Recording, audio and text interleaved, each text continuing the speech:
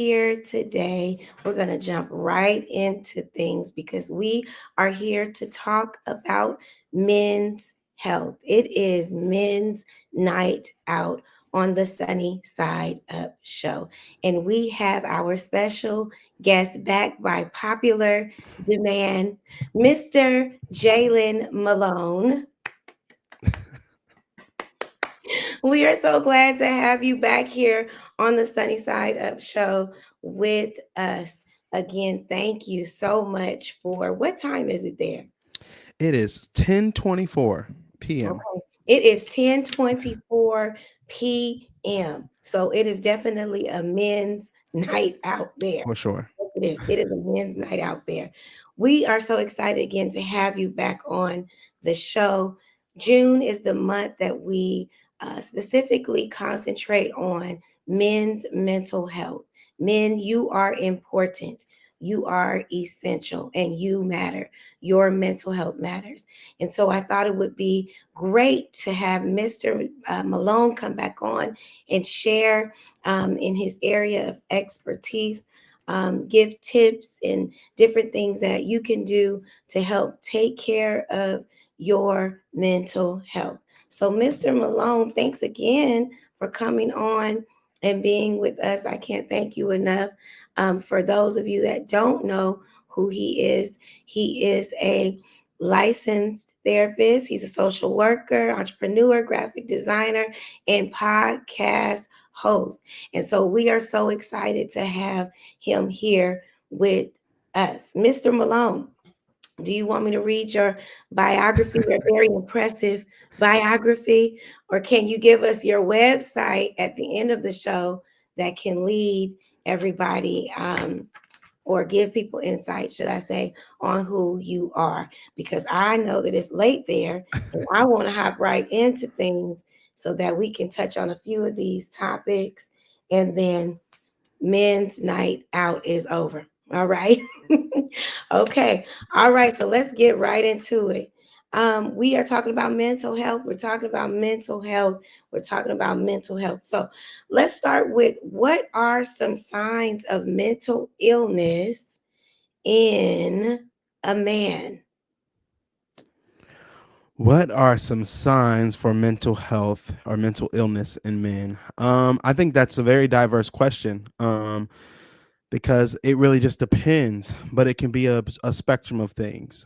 Signs of mental illness amongst men can often look different depending on their typical uh, not usually how it's typically portrayed in society or on mainstream conversations largely today, largely due to how men are socialized to express or sometimes suppress their emotions. So some things to keep an eye out for are things like irritability, anger, emotional numbness, which is kind of like just disassociating themselves from any emotion, having a sense of hopelessness, Hmm. constant mood swings, up 1 minute, down the next second, um, social withdrawal. Just not wanting to be involved, wanting to be to themselves, changes in sleep pattern or changes in their appetite, um, increase in drug use or alcohol, difficulty concentrating, constantly tired all the time. Those are kind of the ones that come to my head off the bat. Okay. All right. You said social, what was that other term you used? Withdrawal. Social withdrawal. Now, sometimes that's a really good one because sometimes that can often be mistaken as I'm an introvert, Mm-hmm. right? And so Mm-hmm. then you hide behind whether you're a man or a woman, and you're dealing with mental illness. You hide behind this term, I'm an introvert, but it could really be a sign of some type of mental illness going on. So I like what you said about that. Thank you for sharing that. Let's go into at what age do men develop mental illness? Is it an age? Is it something that um, has an age factor tied to it, or is it just something that happens out of the blue? Yeah, that's a good question. According to research, there's really no age in which a person develops mental illness. It can happen at any age, but there tend to be certain things that happen in a person's life and their life stages, in their different life stages, from adolescence to teenage years into the adulthood, and later into growing up to be geriatric age. There's different things that happen within a man's body, both biologically, psychologically, and even social factors that go into an individual developing mental health illness. So there's no particular age. It can happen at any time. So Okay. Thank you for sharing that. So you guys hear that there's no age to this. There's no age. It can start from you being a little boy to a grown man in his geriatric years. So there's just no age tied to this mental health thing when it comes to men, or probably even women, or everybody. Honestly, there's no age. All right. Okay, awesome. Thanks for sharing that. Let's get into why do men struggle with their mental health? What are some key factors, triggers, um, issues that can lead to, and I'm leaning into you, and I'm leaning on you.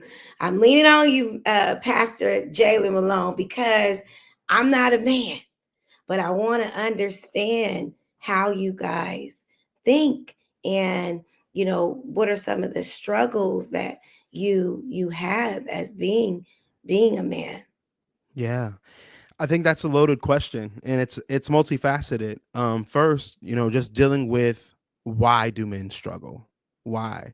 Men struggle for a multitude of reasons, but it's all a mix that again goes into biological issues, which is just, traits that you get from your mom and dad that just come down the pipeline. Then you have psychological things that go into that, just things that we deal with on the inside of our mind. You have cultural and societal things that go into it as well, especially being a black man, that go into that. And then systemic reasons as well, which kind of goes into that cultural thing. But all of those things coming together and culminating together, all boiled down to, if I were to boil it down to one thing, why men struggle, it's deeply rooted in the definition, using the air quotes, of what masculinity is and how it's expressed. Mm, um because there really is no true term to what a man is or what should be. It kind of differentiates between, what era were you raised in. If you're, versus in today's time, a person thinks that they a man because they selling drugs and they carrying a gun, or you got a man that's older that thinks that, oh, you're a man just because you go to work and pay the bills. What is that? And so there's a wide spectrum there that can cause an individual, again, goes back to societal and cultural things that can play into a reason why a man struggles in his mental health. So things that, issues that a man have, again, that can happen, just to name a few, because we can go down the tunnel with this, and feel free to lean on me. yeah. But um one thing is going back to that again, is the societal norms around what masculinity is, and we kind of talked about that. The whole idea of being tough, being a tough guy in culture today, and many times men are socialized to avoid the idea of showing vulnerability, because causes and can cause them to suppress their emotions, or of sadness and fear and anxiety, because they're going to feel less than or appear weak. Yeah. Which a lot of times men, because of that, they suppress their emotions, they hold it in. You Yeah. ask them what's wrong with them, they're not going to say anything. um, we just get it how we live, right? So that's it. And then you also, even in those, that societal thing as well, in the norms, there's that pressure to be a provider as well, Yeah. for your family, for your children. Financials is always a thing for people. Career struggles, a man gets laid off his job, um especially being the breadwinner of a home. That's a lot. So that societal norms right there is one. Then you have stigma, right? Yeah. Stigma around seeking help, that if you go see a therapist or you go see a counselor, that you're viewed to being less than, or telling somebody that you go and see a counselor or therapist, that you know that there's that shame or that fear of judgment around that, Yeah. which, sad to say, that it really shouldn't be like that, but that's the way that in some people's minds, that's how they see it. um And it's- where does that fear of judgment come from? Where does that come from? I just think it's society. I think it comes from, even as a kid, using myself as an example. I remember growing up in elementary school, and people would tell me, like, for example, this didn't happen to me, but just using it as an example, you get pushed down on the playground. Oh, Mm. why are you crying? Oh, here goes your buddies. Oh, he's crying because he got a little scrape on his knee. He crying over that little scrape, like, you know what I'm saying. And when that stuff happens, when a man or a boy experience those things, using something as innocent as that plays into the fiber of how that man is going to grow up to express his emotions. Yeah. Wow. Yeah. Wow. That is really phenomenal and amazing. I'm learning a lot. Um, because we do put and I have two sons, but we put our boys like in this corner. And when they fall and they hurt themselves, and we tell them, you better not cry. You better not cry. You know, and we don't know. And I can't speak for, well, I don't do this, but I've seen friends do this. Um, you better not cry or you're gonna get in trouble. So now I can't tap into that emotional part of myself, and I become this like non-emotional man as a father, as a husband, and it just doesn't go well, right? It Mm-hmm. just doesn't go well in the end for our young boys. It is okay to cry. Mm-hmm. It is okay to have or tap into that emotional part of yourself. And so we do have to kind of step back as parents and say, no, let them feel the emotion of falling. It may be embarrassment, it may not be that they're hurt, but they're tapping into the fact that everybody's seen them Yeah. and they're embarrassed now. And that is okay. That's okay to feel. It is okay to cry. I can't stress that enough. So Yeah. I do tell my boys, it is okay. I want you to tap into that part of yourself. You don't Yeah. have to be macho man, right? Like I want you to, if it's a movie that we are watching together, and you have that moment where we're just like watching this movie, and it's like, oh, Yeah. you can join me in that moment, Right. And I because want to add this too. What tends to happen when an individual, a young boy, grows up and doesn't have a safe space to express himself emotionally? yes, The only emotion that he knows how to engage in is anger. yes, That's that's all you're going to see. There's no in between. He's wow, just going to be angry because he never had a environment to express himself emotionally that was safe, that yeah, they weren't going to judge him. But now the only emotion that I know is going to get a response yeah, is going to be this anger. So let me punch a hole in the wall. Let oh, me punch somebody in the face. You know what I'm saying? Let me go join this gang to get some street cred, to get some recognition. You know yeah. what I'm saying? For somebody to hear me in a way. And it's so vital just to create spaces for people as they grow to be able to express themselves. So the anger can be a response to not having a safe space. And this safe space should be introduced at a young age. Yeah. Yeah, that makes sense. Wow. All right, let's move on to our next question. So, some of the most prevalent mental health conditions amongst men are substance abuse. Could you talk about substance abuse a little bit? Well, I'll just name all of them that I looked up and then we'll go from there. Then you can talk about each one or Okay. tie it all in. Substance abuse, anxiety disorders, depression, schizophrenia, and PTSD. PTSD stood out to me because it just did. But I want you to elaborate on some of them, all of them, um, and give me some advice or give us some advice on how Sure. to deal with a man that suffers from these conditions. Okay. Yeah, let's kind of break some of them down and then I'll give some advice on how to work through them. So let's talk about PTSD since that's the one that catch your attention. PTSD stands for post traumatic stress disorder. What that means usually is, to put it in layman's terms, kind of what we were just talking about. An individual has an experience that was emotional or triggering for them that they continue to relive. Many times that an individual that experienced PTSD is usually because of gun violence or incarceration are major, especially prevalent in Black men. Um, Military experience is a Mhm. big one. Those that have been in war, or have experienced that. And then the other one that triggers a lot for PTSD is childhood trauma and neglect. Um, those are the three prevalent reasons why somebody will have PTSD: either violence and guns, military experience, or childhood experiences or neglect. Now, are those all of them? But those are the main three that they have.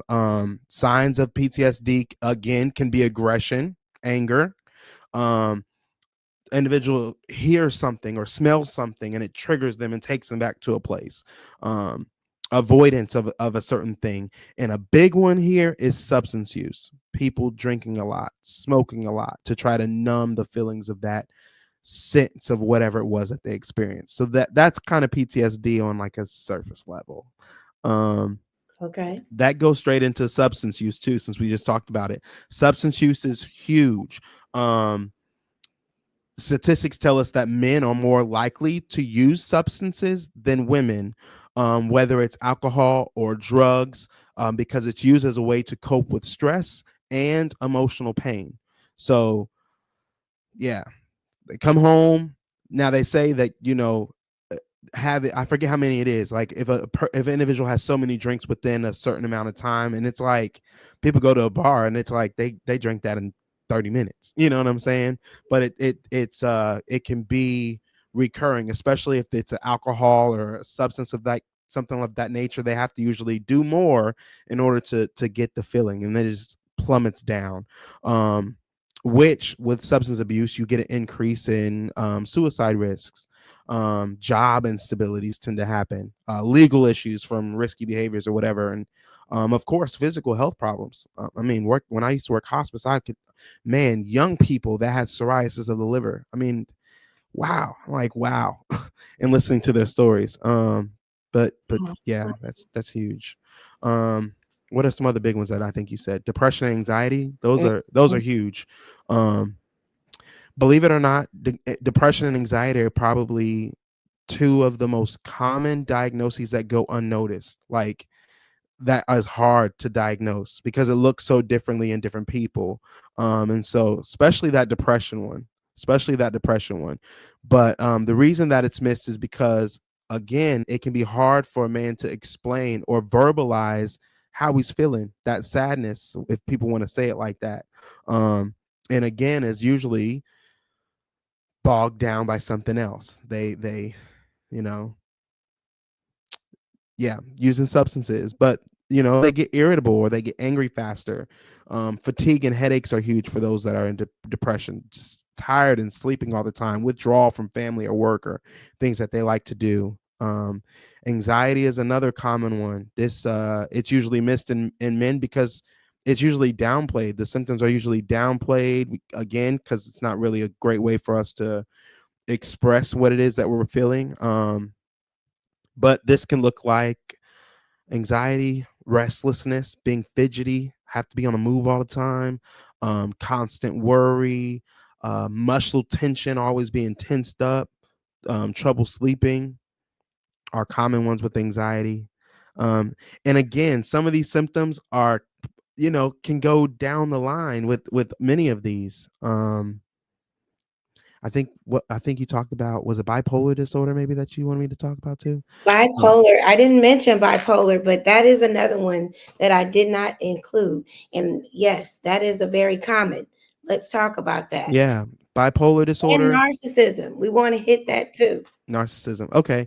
Yeah, bipolar disorder, another big one.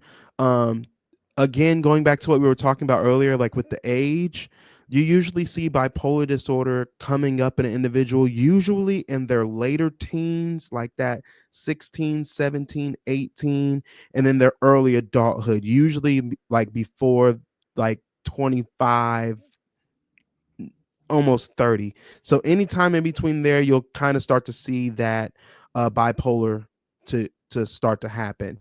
You can usually see this again by constant mood swings, manic episodes, like just they just trip out. It's the best way to explain that. Or um, they go on these splurges, like risky behaviors, and Mm, impulsivity. Uh, Going out and buying things like yeah. off the rip, or um sleeping with a lot of people, like, risky behaviors that just really wouldn't be done. Substance use is a big one as well. um yeah, those are big ones in bipolar disorders, but the biggest thing is those manic episodes, and those mood swings will tell you, we'll be able to catch that bipolar disorder. For narcissism is such a huge one, because professionals believe that narcissism is on a spectrum. And the reason why they say it's on a spectrum is because there's such thing as healthy narcissism, with having self-confidence and having healthy boundaries and having ambition and those kind of qualities about yourself. But then it can become problematic when an individual starts to become self-absorbed, always about them. They lack empathy and being able to connect with other people, or the constant need for validation. You got to put somebody else down to feel good about yourself. But I will say that it's called narcissistic personality disorder, NPD for short, is an actual diagnoses that a person can, go and see a psychiatrist and be diagnosed for. The only thing with it is that there's a list of 9 things, but the individual has to meet 5 of those 9 in order to be diagnosed for NPD. And according to statistics, somebody being diagnosed with NPD is less than 1% in the United States. So it's kind of like one of those things that's kind of hard to Diagnosed. diagnose. Yeah. Wow. Um, What yeah. are some of those things that they look for out of the nine? You know what Out I of the mean? 9, let me see if I can think some. A person having to have a person having to have this grandiose sense of self-importance. And I chuckle because I immediately went to the church, unfortunately. Having to be grand and having to have oh, it's me, yeah, that's a big one. um the need for excessive admiration, like constantly needing that validation that you're important and that you are somebody. Having a sense of entitlement, just because you are so and so and so and so, you have to do X, Y, and Z because I said and I'm so and so. um a belief that they're so special and unique and can only be understood by or associated with a person of social class or importance, or on the same level as them, and anybody else below them is null and void. um those are some of those things that people look for, just to name a few of them that come to mind. Wow. Control is a Control. big one. Control. I was gonna mention that it's that control Hmm. space. And then so what happens when they lose control? What happens when they lose control? Because if control is their ultimate desire, when they lose control from an individual, maybe a broken relationship or the end of a friendship or even the end of something as simple as a job or, you know, a goal that didn't, wasn't met, what happens to that person, to that individual? Yeah. I think one of two things is going to happen to a narcissist if they find themselves in a predicament. They're either going to get help or they're either going to hurt themselves or someone else. It's either one of those two things. And studies show that with a narcissist, they're more than likely to get help or to participate in that healing process when there is a crisis, i.e., a divorce, or taking their kids, they lost their job, um, some kind of crisis happens. A narcissist is more likely to get help, Wow. but they have to have the people in place and the things in place in order to get that help. And if they don't, like the young people are saying now, it's going to more than likely end up in a crash out in some kind of way because they're losing what they once had or what it is that they wanted. So, Okay. Okay, that's good. I mean, oh, you know, narcissism or am I saying it right? mhm, Yes, narcissism is so big, such a big word. And it's not just seen in men. A lot of men are always targeted as being the narc, which is the short term of mhm. narcissism. But it's not always the guy. And so, ladies, we need to tap in and lean into this conversation because if you see yourself in anything that Mr. Malone has said this evening, there's room for grace on the couch with the therapist. I like that.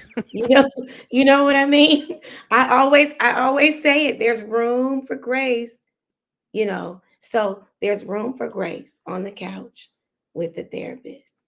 Because it's just not a good situation for either individual, especially when you're in a relationship with someone that have these attributes, um, or these characteristics. It just doesn't end well. Mhm. Personal experience. Yeah. And usually a lot of narcissism traits pick up in early childhood. And Mm, it's usually a response to trauma. okay. They feel like they grew up, they feel like they were never heard. They were never seen. They didn't get what they wanted. So now you grow older and now that I have the ability to do what I want to do, it's all about me, me, me, me, me. Oh, help us, Lord. Yeah. And you can start to notice an individual might start to struggle with that whenever they have conversations, and it's always me, me, but they never stop to consider someone else. Because yeah, it's not just you in this world. There's other people that are involved. So we have to also take into consideration how they feel and what it is that, you can't just do what you want to do. So, And what I always say is that past a certain age, it's no longer a tantrum. mhm. You know what I mean? Mhm. We give a lot of room for a lot of things, but at some point we have to deal with what's really going on. And I like what you said about I need to go back to my childhood trauma. Maybe I didn't even think that it was trauma, but I need to go back and revisit those years for a moment to understand why I am where I Mhm. am today. Yeah. And it may bring up some old wounds. It may, shine the light on some things. But in order for me to be holistically well, I've got to revisit those moments, even if it's for short term.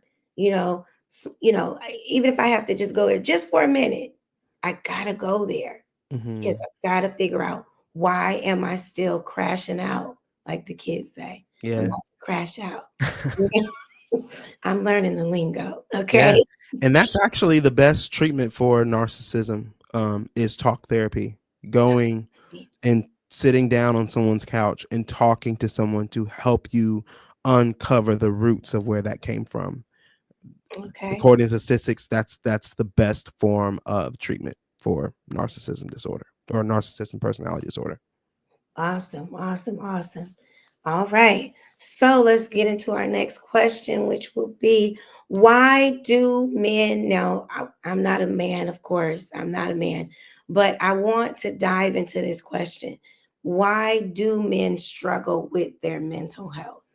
Why do they? Yeah. And we kind of talked about that before, just a little bit. It's a mix of things. But the main thing is the root of it is because of shame, because of not wanting to feel less than or weak. Because, you know, if I'm honest, a lot of times as a man, we feel like we have to carry the world on our shoulders. Kind of like that, just even saying it out loud, that the image of that man, the old sculpture of the man carrying, Yeah. that's how a lot of times we as men feel. It's like we carry so much and we juggle so much at one time, and it's like I can't let any of this slip, because if I let any of this slip, then everything else is going to fall out of order. And so a lot of times we feel like we have to be Superman, be Yeah. everything to everybody to make sure that everything falls in line. And because of that, a lot of times men will put their needs, wants, desires on the back burner to ensure that everybody else around them is happy. And a lot of times people don't think that they do, but they do. Because we don't say a lot of men don't say a lot. I have this conversation all the time. The men that I know, they don't Yeah. talk a lot. They don't talk a Mm-hmm. lot. They're present, they're there, but we don't talk a lot because we're not conditioned to be talkers. Even statistically, women speak almost 3 times more words a day than a man does. Not that we don't want to, we really just don't have nothing to say because we've probably been talking all day. Mm-hmm. We've been dealing with so much throughout the day. So usually when we get home, we really don't have a lot to say. Not because we don't want to, but just think we don't really have a lot to say. But usually that's why, because we carry so much, and there's so much that we responsibility that we have. Not saying that women don't, because I think that women have a listen, y'all. Women have the emotional thing down. I We do. listen, y'all got it. Um, We do. Y'all got it. And that is for that is a burden that they carry to make sure that emotionally those that are around them are secure, and that they feel safe, and that they feel, loved, and all those things. Yeah. But as men, we're thinking about number one is provision. Yeah. Like that's number one. Provision and working and making sure that we have what we need, and listen, that's the biggest one. And having some form of direction, having some trying to plan for the future, because men, we don't just think about the now, we're thinking about the future, trying to get you 10, 15, 20 years down the line, make sure the kids got some education, and that you know what I'm saying, if something happens to me, we still got money coming from somewhere, you know what I'm saying. So uh I all those things matter, as to why we struggle, and we keep a lot of things hush because um maybe they don't feel safe coming to their spouse talking about things, or a person, or um because of fear of being judged, or people not understanding. I think a lot of time men are misunderstood a lot, and Mm. the reason is because we can't articulate in words effectively how we feel, and so therefore we'll say things out of frustration trying to get you to understand what we're saying, but Yeah. that's not the heart.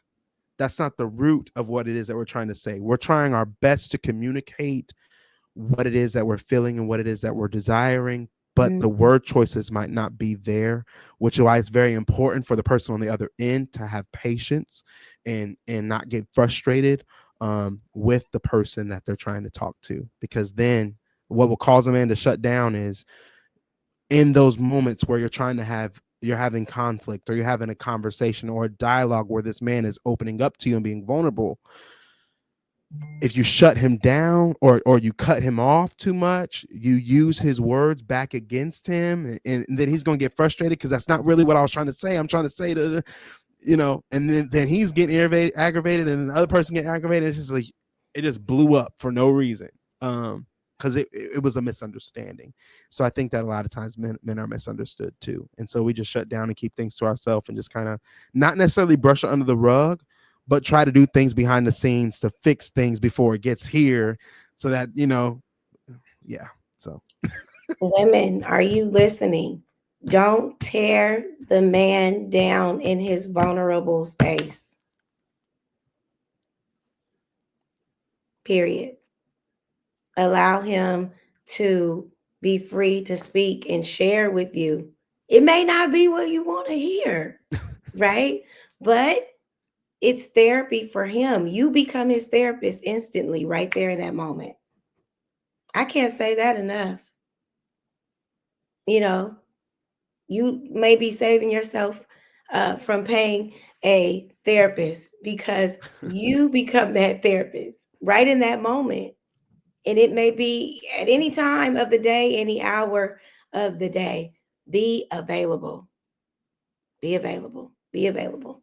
Let's talk about something that we probably won't have a whole lot of time to talk about, but I want to know I want to discuss this.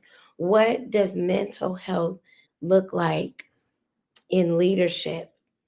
Whether you are, you know, in church or, an executive director for, a multi-billion dollar company.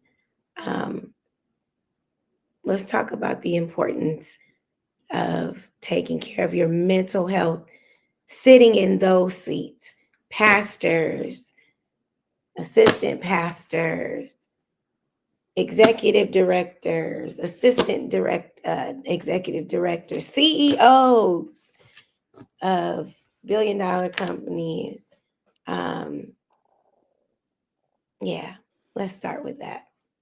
That's a great question. Um, I'm immediately going to church because, Okay. um, and I think that I'm just going to talk about the church, Yeah. because that's really what I know. I mean, yes, Mhm. I work in corporate, all that stuff, but that's who I am. And the Mhm. biggest thing that I see, I've sat behind a lot of great leaders, a lot of people, um, and the biggest thing that I see, especially in church, is they burn out because, again, that constant pressure of having to provide. um and it's important, the word, and listen, you gotta be my judge. This is the pot calling the kettle black here, but Mhm. rest, Mhm. rest, Whew. rest. It's so hard. Yeah, it is. It's so hard when you're in leadership, because it's not that you want something to be done the way Mhm. that you would do it necessarily, but you want it to be done right. Mhm. And it's not that you don't trust the people that are around you. It's Mm, not that at all. It's just, have the people that are around you adopted the heart that you have. that's good. Because I think that a lot of times people come to work or come to church out of formality or out of fashion, but not really taking time to study those that are in those positions. Mhm. Because people desire to grow up in leadership, or on your job, or in church or whatever. But are you spending time studying that person that is there? Yeah. Ask them how they got there. Spend time with them studying how they interact with people, how they speak to people, how they talk to people, how Mhm. they think, their rationality. And if you're close enough with that leader, ask, why are you doing it this way? Find out those things, because I think that if you can adopt the heart of your leader, the person that you serve, it'll take you a long way. Yeah. It'll take you a long way. And then, as the leader, you have to trust those that you placed in leadership.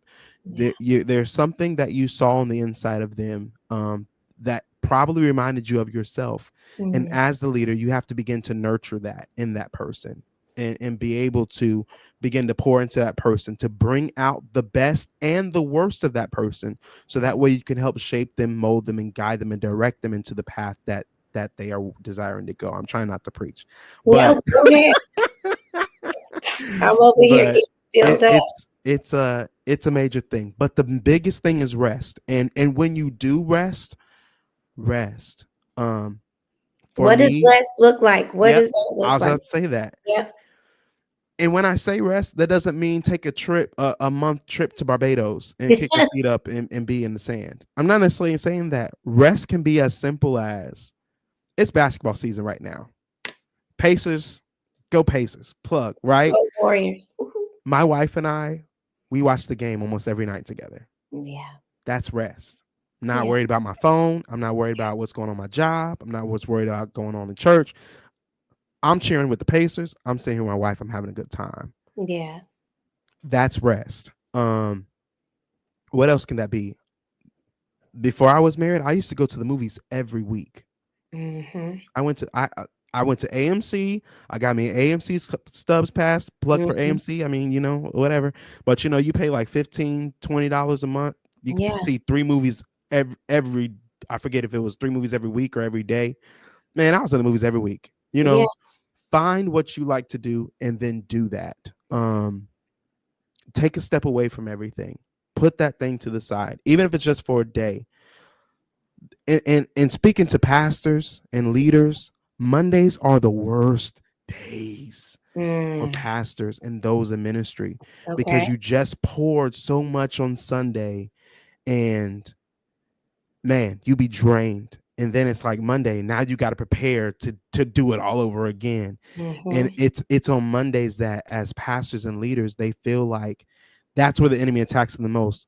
Did you really do a good job? Are you really meeting the need of your congregation? Are you really doing what needs to be done? And he Wow. plays with you there because you're at your most lowest state. And now you got to go back into the presence of God, get another sermon. And listen, people think preaching is easy, man. Psh, yeah, find somebody else to do it. It's not as easy as Yeah. people make it. Pastoring is not as easy as doing it. I would say pastoring, preaching is 85% is really like 15% of it. Pastoring is the other 85. Meeting with people in the hospital, uh someone's loved one just passed away. Um, Somebody needs their light bill due or their rent paid or their car just got repoed, their kids acting up at school, all this stuff, they go to their pastor first. So it's a lot, but just finding space to rest, whatever that looks like for you, whatever you enjoy. If that's reading a book, going out to a restaurant, whatever, do it. And then I would say if you can at least once a week or once a year, at least take a week off and go somewhere that you can unplug. Mine, I'm gonna go on a cruise because then I ain't got no choice because my phone ain't gonna work because I'm not buying the internet pass. It's too expensive. So I'm gonna unplug. I'm gonna kick my feet up. I'm gonna listen to some good music and watch some Yes. shows and get on the beach and hang out. So That is, listen, we don't give this type of advice. We don't hear this type of advice. Rest is essential. I'm not a man, but I'm learning that now myself. Sonny, you've got to rest. You can't do everything. You can't just keep moving like this. Like your body will shut down. mm-hmm, And then what happens? Guess what? There's always going to be somebody there to do what needs to be done. At the end of the day, mm-hmm, there's always going to be someone there to be able to get the job done. It's okay. You can come back. And I want to talk about that too, because I've heard men speak about if I, and this all ties into the providing thing and being the provider. I'm scared that if I left this space, when I come back, my space is not going to be my space anymore. mm-hmm, So I'm scared to get rest because there's no security in this space. Like, mm-hmm. I don't know if I'm still going to have access to my domain. What is that? Insecurity. That's really what it is. It's insecurity, and I get it and I understand it. Because it's a dog eat dog world out here sometimes. You know what I'm saying? Um, because if we're honest, there's always that fear that that somebody can do what you do better. There, let's just be real. For me and those around me that know will tell you I'm not the best musician. I say this, I'm not the best musician. I'm not the best singer. I'm not the best preacher. I'm not the best graphic designer. I'm not the best at anything that I do, but I do the best with what it is that I have. And that's just it just is what it is. But I think that there's things that you can do that's going to make you irreplaceable. That's not skill based. Um, if I'm being vulnerable for a second, I think that's one thing that I do very well. Because I listen, as a praise and worship leader, there's people that can in the city that can sing me under a pew. There are musicians that can play me under a pew. But the thing that I think that keeps people calling for me is one, the anointing. Absolutely. You can't deny that. But two is my love and compassion and how I treat people and how I do business. Yeah, Because if you take care of your business is always going to be there. It's absolutely. always going to be there because somebody else they can go and get the best of the best, but maybe they don't have the organizational skills that you have. Hmm. Maybe they don't have the people skills that you have. Maybe they're just a great gift, but they're horrible at the things that actually matter. Yeah, And so there's things that you can do outside of just the work that will make you irreplaceable in any environment that you go in. And being able to find that and cultivate and captivate on that, you will always have security. And, God forbid that they do decide to go in a different direction, knowing that resting in this, and this is the churchy side of me, that God works all things out and works things together for our good. And that if he removes something from you, he's going to replace it with something better. And if I absolutely. had time to testify, I would testify on that right there. Yeah, Um, you have so time. Come on, testify. Let's go. I'll make it brief. And I have, and this is Sunny Side Up exclusive That's right. because I really haven't said this openly to anybody outside of those that are close to me. Mm, But I got married March or no, May of last year. Um 2 weeks after we got married, I lost my job, mm. my main source of income. As at the time I was working hospice for IU. Wow. It wasn't because I was bad at my job. It wasn't because I did something wrong on my job. It was because I can't get past the state board exam. That's really all that it is. Mm, The licensure exam. I'm struggling getting past that licensure exam. So, unfortunately, in the state of Indiana, you have to pass that exam. Now, in some places, some states, because I have over 10 years of experience, they would just give it to me. yeah. But in Indiana, they don't care. You have to pass that exam. So, I lost my job, just got married, just paid all this money for a wedding, right? But the thing is that God had been telling me for months, save your money, save your money, save your money, save your money. And I'm like, Lord, why you keep on telling me all this stuff, right? And Yeah. so I went without a job for almost an entire year. Wow. Almost an entire year. Didn't really say much anything to anybody. Didn't really we made do. God Yeah. was a provider. And I can stand and proclaim that Jehovah Jireh is truly who he is. Yes, he is Um, being married and being if I was single, listen, with what I had saved, it would have been fine. But being married, please. different. Again, that goes back to what we're talking about. Men's mental health. The Yeah. struggle that I was going through. Man, listen. Trying to find a whew, but God was a provider and we Family got thank to him. provide for it. Yeah. Yeah. But the blessing in it is this. So I ended up applying for the job that I'm in now. I forgot that I applied for this job. They call Mm, me and they said, "Oh yeah, you applied for this job." And I'm like, "Okay, whatever." Now, this is a bachelor's level job. I have a master's degree. And I'm like, "Oh, well, I know they're not going to pay me what I'm worth." right. And I even broke down. This is how desperate I was and trying to make things happen for me. I went to DCS or CPS, whatever they call them, wherever it is that you are, and Hmm. watching this. These people told me we can't hire you because we can't pay you what you're worth. Wow. And that's literally what they said. I mean, I went to several interviews. They told me we can't pay you what you're worth. You need to go find you something else. Um, but the blessing is this: I applied for this job, forgot I applied for it. It's at the place that I just left, IU. I work for IU Health.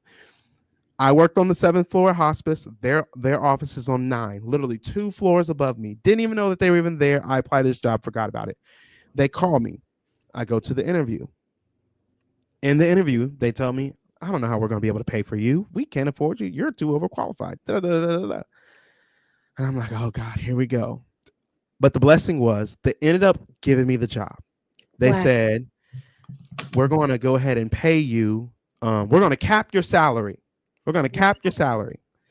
So you Wow. can't get paid any more than this. You can't. And I said, okay, it's cool. When I went back and looked at it, it was the exact same I was getting paid when I was working at hospice on 7th floor. Exactly the same. Then I started that job. I think a few weeks. A few weeks. Well, we thought about some things. We're gonna go ahead and give you a little bit more. And I said, oh, well, praise God. All right. Well, I thought I was capped out. I was good. Then just a few weeks ago, my boss comes back to me again. After some consideration and looking at your job and seeing how you're carrying the team, we're going to give you another raise. Oh, and the thing is I work from home. I'm not going to say too much just in case they aren't here, but I work from home. I sit right here in this beautiful office that I have now, and I work and I do what it is that I do. I help people in mental health crises and get them scheduled to see therapists and everything. And God worked it out. But the thing about it is that God was trying to get me to understand that I just needed to trust him and shake and move some things for me and give me rest. Oh, Give me rest. God. And there were so many other things in that time that God removed, places I had to leave, things I had to let go of.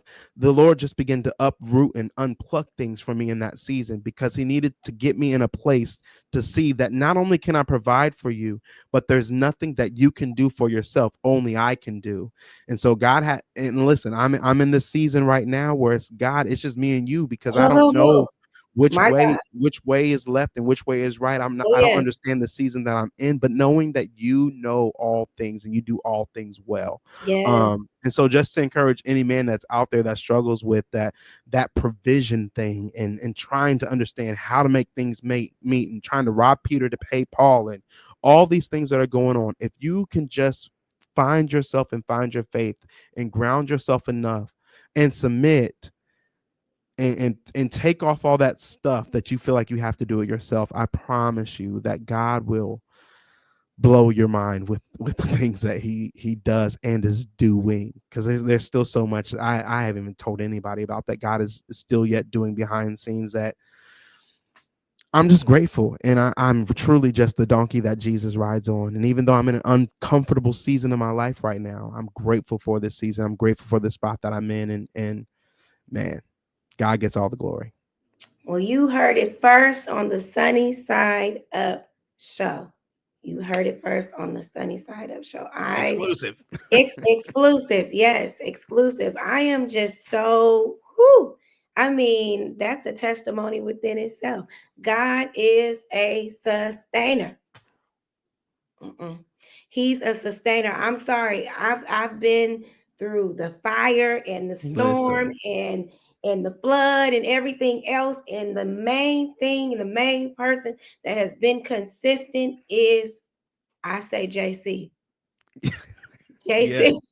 JC, he has taken care of me. He has sustained me. And I'm not, this is completely off topic, but since we sharing, God is a sustainer. Yes, he And is. he is a rewarder of those who diligently continue to seek him. And Mm-hmm. I'm telling you, whatever it is that you have before God, lay your supplications, lay your prayers, your Yeah. concerns before our King. Literally give those things to him because he is the therapist. Yes, he At the is. end of the day, at the end of the day, he is the therapist and he wants us to give those things to him. He said, cast all your cares, cast your burdens on me, and I will give you what? Rest. Rest. So we're going to end right there. See how the word just come together and Comes together. pull it all in. So the remedy to this stuff, is number one, Jesus Christ. And then what he gives back to us in exchange is rest. In other words, he said, you don't have to deal with this by yourself. In Hmm. fact, if you don't want to deal with it, you ain't got to deal with it at all because I'm here to take it, lift you higher, right? And help you get through, navigate through those difficult spaces. He didn't say it would be easy, but he says, I'm here. Let me help you. Let me walk with you. Let me help you make that appointment. Let me Hmm. help you understand who you are. Even if we got to go back in time and revisit what happened to you, I was there too. And I'm still here because I care about you. And I want to. I want to take on the burdens. I want to take on the things. Let me do my job as your father, as your creator, as your maker. Let me do my job. Yeah. Give me a chance. Give me a chance to be who I say I am to you, your master, your savior, your redeemer, your sustainer. These are all the things that I am. Let me show you why. That's JC. That's JC. So we have to really tap in to, you know, our mental health. And I know I'm talking about me, but now men, I mean, I've learned a lot this evening, how to act in when, you have a man speaking from a vulnerable space. And I know as women, sometimes we want to be like, what are you talking? Do you hear anything I'm saying? And it's like, no, I do hear you, but just be this safe space for me. Just let me speak from the heart. You may not understand it. It'll come to you later. And then women, our job is to go to the Lord about it. Take it to the Lord in prayer. Lord, give me the wisdom to acquire the knowledge, you know, to understand what he just said to me. If I don't understand it, let me be in a space where I am a safe space for him. Whether you a wife or maybe you dating or maybe you are, you know, I don't know, engaged, be that safe space. That's the biggest person you can be in that man's life is a safe space. Huge factor, essential factor. Am I lying? You telling the truth. You are Okay. telling the truth. So be that, that person. Um, before we close our session tonight, this has been Men's Night Out. Um, do you have any final words? I want you to also share um, where we can find you at online, as well as where we can find how we can just reach out to you. This has been an amazing segment. OMG. All glory to God. Yeah, thanks again for having me. It's truly a pleasure to be here. I was excited when I saw your name pop up. So yes, I was super excited. But yeah, you can reach me on all social media platforms. I have Facebook, Instagram, TikTok. Um, yeah, those are the main ones. It's just my name. My name is a trademark, Jalen L. Malone, Jalen, the letter L, and then Malone. That's even my website, www.jalenlmalone.com. That's the best way to reach me in everything that I do. Um, yeah, that's the best way to reach me. If you want to keep in contact with me, Facebook is my primary. I have reached my friend request limit, have for a while, but I'm thinking about just creating another page. I don't know what I need to do yet, but yeah, that's the best way to keep in contact with me. You can email me there. You can listen to my podcast. We're on a break right now. Season 3 was great. Definitely looking forward to season 4. God is already downloading. Oh man, season 4 is gonna be so good, but I can't wait. Yeah, so that's going to be coming, but other than that, just tap in. I am also doing with my show, I'm doing something different this year or now. um just trying to keep people more engaged. So if you would like to, you're more than welcome to connect with us at Generation Now. It's really my whole ministry, but Generation Now. You can text us the word Gen Now, and I'll get that phone number for you. You can request prayer there if you're just having a rough day and you want somebody to just connect with you in prayer. If you um, want to give your life to Christ, you can text the salvation there, and we will call you and offer you the prayer of salvation. So we're doing that now, and that number is 833-635-2367. Again, that's 833-635-2367. You can text Jen Now there and get connected, or just say hello. You even say hello, it'll just guide you right on through it. So yeah, that's what we're doing. That's the best way to stay connected to me. And yeah, that's me. Thanks for having me.